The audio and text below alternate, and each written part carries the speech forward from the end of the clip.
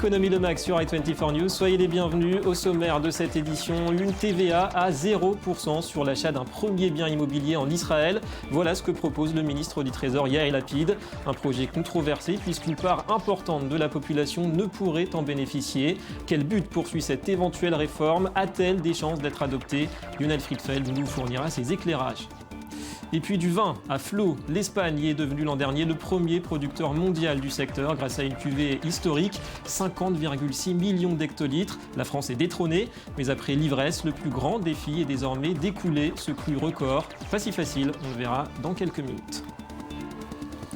Voilà pour les titres, merci d'être avec nous. D'abord un point sur l'essentiel de l'actualité économique internationale avec ce qui est peut-être une avancée décisive en Europe sur l'union bancaire. Les représentants du Parlement et du Conseil européen se sont entendus ce matin à l'issue de longs pourparlers nocturnes sur un dispositif de gestion des faillites bancaires. Un accord qui offre, selon Pierre Moscovici, une réelle protection contre les faillites bancaires. Pour le ministre français de l'économie, c'est un pas majeur pour éviter la reproduction d'une crise financière telle que celle de 2008. À suivre.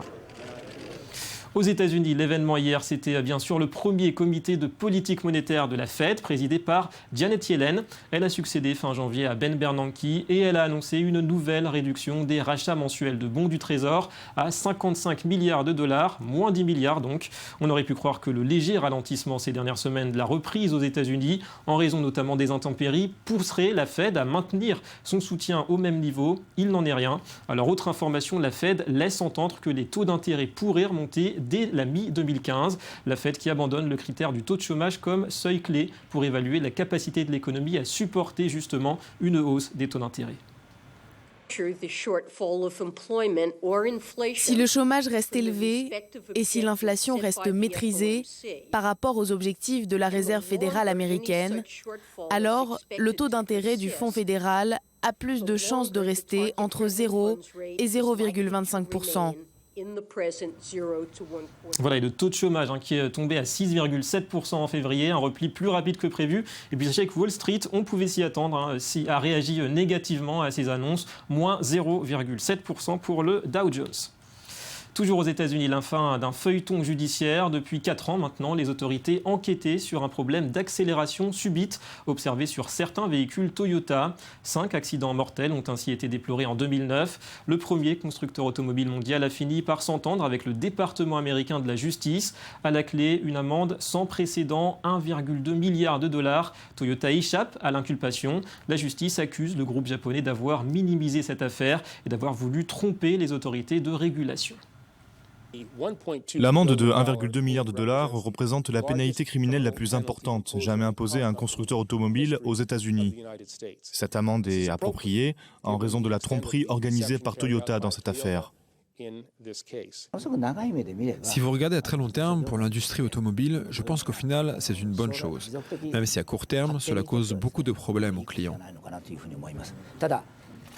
Voilà, et puis des prévisions à faire pâlir d'envie le reste de l'Europe. George Osborne, le chancelier de l'Échiquier, autrement dit le ministre britannique du Trésor de Sa Majesté, a présenté mercredi son budget 2014 et il s'appuie sur une prévision de croissance revue à la hausse, plus 2,7% pour cette année et plus 2,3% en 2015. La reprise économique se poursuit et plus vite que prévu, a déclaré le ministre conservateur.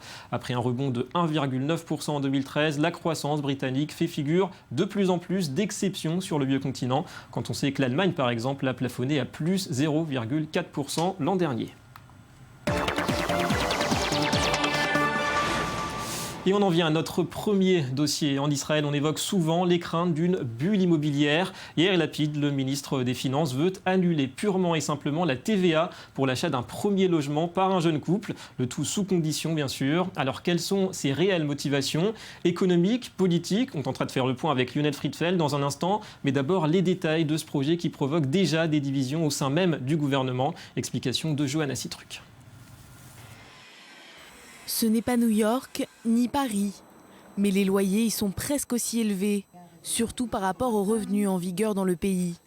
En Israël, il faut plus ou moins 135 mois de salaire pour s'offrir un bien immobilier à prix moyen. Un chiffre qui n'a cessé d'augmenter ces dernières années. Depuis 2007, les prix de l'immobilier ont bondi de 80%. Pour lutter contre ce phénomène et aider les Israéliens à se loger, Yair Lapid, le ministre des Finances, s'apprête à présenter une proposition de loi. Une TVA nulle pour les jeunes couples qui achètent leur première maison. Cette taxe s'élève traditionnellement à 18%. Nous avons promis d'offrir des solutions de logement pour les Israéliens. Ces promesses, je le répète, seront d'une façon ou d'une autre effectives fin 2014 ou début 2015. Mais notre projet doit être complet. Problème, pour être éligible, il faut qu'au moins un des membres du couple ait accompli son service militaire ou civil. Une condition qui exclut une grande majorité des juifs ultra-orthodoxes et des Israéliens arabes. Deux groupes qui représentent environ 30% de la population. Résultat, 8% des Israéliens seulement pourraient bénéficier de cette mesure. Une mesure qui coûterait à l'État 2 milliards de shekels, environ 415 millions d'euros. Et certains vont jusqu'à qualifier ce projet de populiste. C'est le cas d'un haut responsable du ministère des Finances qui a remis mercredi sa démission en guise de protestation. Ouais, et autre réaction très ferme hier, celle du ministre du Logement, Uri Ariel, du foyer juif, qui dénonce une mesure populiste dont sont exclus, comme par hasard, dit-il, les Haredim, les orthodoxes et les arabes. Alors on va tenter de voir tout cela avec vous, Lionel Fritzfeld. Bonjour. Bonjour David. Merci d'être avec nous, notre analyste financier. D'abord, qu'est-ce qui a motivé Yair Lapid à cette réforme maintenant? Est-ce que c'est vraiment la crainte d'une bulle immobilière ou est-ce que c'est effectivement des buts politiques qu'il poursuit dans tout cela? Je pense que c'est simplement une promesse qu'il a tenue, on se souvient, avec le mouvement des tentes. On avait tous ces jeunes qui étaient dans les rues, notamment à Tel Aviv. On se rend compte que le coût de la vie augmente énormément en Israël, et notamment à Tel Aviv. Et c'est simplement une promesse qu'il veut tenir. Et il la tient effectivement en proposant d'annuler cette TVA de 18% pour l'acquisition d'un bien nouveau, notamment pour les jeunes couples, ce qui ferait qu'ils paieraient en fait un peu un discount de 15% sur le prix de l'appartement. Et vous ne pensez pas que dans le contexte actuel social, division entre laïcs et religieux, il y a quand même un petit parfum politique? Alors je crois que c'est vraiment un acte politique fort de Yair Lapid qui effectivement veut tenir sa promesse par rapport à un électorat, mais simplement une réalité économique. Cette population de 18 à 35 ans, ces Israéliens qui travaillent souvent dans la high-tech, mais dans d'autres industries, en général ce sont des couples. Des couples qui gagnent entre 20 et 40 000 shekels, on va dire, par foyer, à peu près entre 2 et 4 et 5 000 dollars. Et malgré tout, c'est difficile pour eux d'accéder au logement. Exactement, puisqu'alors, c'est très simplement, en fait, un prix moyen d'un appartement, notamment à Tel Aviv, puisqu'en fait, cette population habite dans le centre du pays, est à peu près aujourd'hui de 500 000 dollars, un peu moins de 2 millions de shekels. Ce qui voudrait dire, avec cette réduction de 15%, ils auraient une espèce de rabais de à peu près 75 000 dollars. Pourquoi cette mesure s'applique spécifiquement pour les jeunes couples? Déjà, c'est les jeunes couples avec un enfant. Premièrement. Deuxièmement, c'est un couple qui réside en Israël, qui ne vit pas à l'étranger. Troisièmement, ce sont un des deux partenaires a fait son armée dans l'armée. Exactement, service militaire dans l'armée d'Israël. En fait, ça veut dire que le gouvernement est prêt à donner, à financer, à aider ces jeunes à accéder à la propriété, mais d'un autre côté, il faut que ce soit de bons citoyens. Ouais. Donc on peut dire qu'il y a une certaine cohérence. Quand on regarde l'ensemble des critères qui sont quand même assez restrictifs, est-ce que vraiment on peut espérer un impact sur l'économie israélienne, impact positif d'abord pour le marché de l'immobilier et négatif aussi pour les recettes fiscales de l'État? Alors c'est un peu le paradoxe, parce qu'on a vu que le docteur Sarel, qui était le chef économiste en fait du ministère des Finances, a donné sa démission avec fracas en disant qu'économiquement ça va bouleverser le marché, etc. Je crois qu'il faut être réaliste. C'est un impact limité. Pourquoi? Parce qu'on parle de différents marchés immobiliers. Marché immobilier, cette mesure marche très bien pour le marché de Tel Aviv. Mais en fait, si on regarde dans la masse, c'est plusieurs marchés immobiliers. Les prix ne sont pas les mêmes. Soit à Haïfa, effectivement, le marché était très peu cher. Il y a eu un rattrapage, notamment l'année dernière, en 2013, où les prix ont augmenté de 20%. Le marché de Poleg est en train d'exploser. Le sud de Netanya, où tous les jeunes couples, en fait, vont acheter des appartements parce que la région de Tel Aviv est trop chère. Troisièmement, il y a le marché de Beersheva, qui est un marché qui n'est pas cher du tout, mais le fait que l'armée déplace ses bases, qu'il y ait des centres de recherche et développement, qu'il y ait l'université de Beersheva, le marché est en train d'exploser. Le marché de Jérusalem, historiquement, est toujours un marché où il y a beaucoup d'acheteurs étrangers et qui est très cher. Et le marché de Tel Aviv... Et justement, globalement, il y a un risque de bulle immobilière, comme on en parle souvent, on entend beaucoup parler de ce risque. Alors, bulle immobilière, en fait, je crois qu'on peut vraiment en parler. Enfin, c'est plutôt une inadéquation entre l'offre et la demande, simplement sur le marché de Tel Aviv, puisqu'il y a une demande étrangère qui est énorme, qui vient racheter des appartements. Les Israéliens ne peuvent plus se permettre. Et pourquoi? Parce qu'on a eu la déglementation avec l'accord Open Skies, avec EasyJet qui vient d'Europe en Israël et donc pour 100 €, on peut passer un week-end à Tel Aviv. Donc des gens achètent des résidences secondaires. Merci Lionel pour toutes ces explications. On en reparlera sans doute. Et on passe à notre second dossier. C'est un pays qui est devenu l'an dernier le premier producteur mondial de vin. 2013 fut une année record pour l'Espagne. Plus de 50 millions d'hectolitres produits, plus 41% sur un an. Mais reste maintenant le plus dur peut-être, vendre cette récolte miraculeuse. C'est le défi des exploitants. Alors comment s'y prennent-ils pour faire connaître au monde le vin espagnol et donner surtout un coup de pouce à l'économie nationale? Élément de réponse dans ce reportage. À peine sortis de l'hiver, ces vignes se préparent discrètement pour une nouvelle vendange record. À 2 heures de route au sud de Madrid, la coopérative Jesús del Perdón, qui réunit près de 700 professionnels, a produit presque 90 millions de kilos de raisins en 2013, contre à peine 60 en 2012. Plusieurs explications à ce résultat.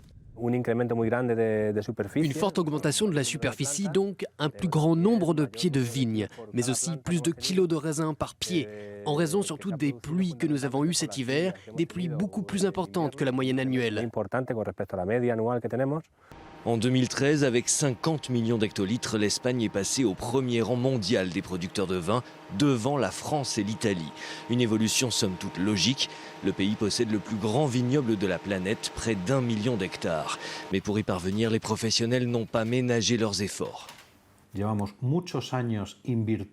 Depuis de nombreuses années, nous avons investi dans l'amélioration du vignoble, l'irrigation, plus de vignes sur treillis, le type de cépage, des changements très importants qui nous ont permis ces dernières années d'augmenter la productivité. Cette production, il faut maintenant arriver à l'écouler, d'autant que les Espagnols sont après les Norvégiens, les Européens qui consomment le moins de vin. Les viticulteurs n'ont donc pas le choix, ils doivent gagner des parts de marché à l'international. Les exportations ont déjà beaucoup progressé. Depuis 2 ans, elles représentent le double de la consommation intérieure. Mais tout reste à faire. Nous avons la quantité, nous avons la qualité, nous avons les prix. Qu'est-ce qu'il nous manque? Des structures commerciales et de marketing pour le faire savoir dans le monde. Nous avons beaucoup de monde sur la production et peu sur le commercial. Ça devrait être l'inverse. Faire connaître le vin espagnol dans le monde et améliorer son image par rapport aux grands noms français ou italiens pour pouvoir vendre plus et plus cher. L'enjeu est bien là. Le secteur viticole voudrait surtout transformer sa production record en bénéfice record. Ouais, de précieux dividendes peut-être pour cette économie espagnole qui en a bien besoin. Et c'est l'heure du Media Watch.